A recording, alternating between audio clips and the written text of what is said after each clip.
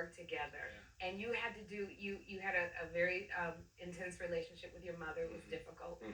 but you had to learn to forgive. Yeah. Can you talk to folks about forgiveness?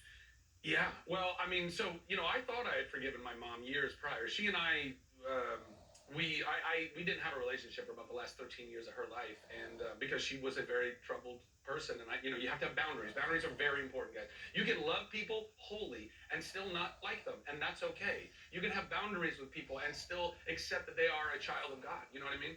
And my mom, after going to this therapy, I realized that my mom did the best she could. It was very difficult for me to recognize that when I was growing up because it felt like she was, not doing a very good job at Right. all of being a mother. But that's only because she didn't get the tools that she needed in order to do that. And we can go around judging and hating people because they're treating us in poor ways, but it's not personal. They're doing the best that they can. And that's a really hard thing for us to grasp sometimes because there's a lot of really crappy people doing a lot of crappy things. But guess what?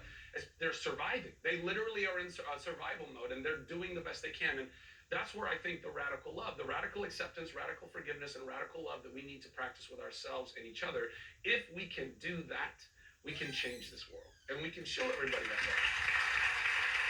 How do you feel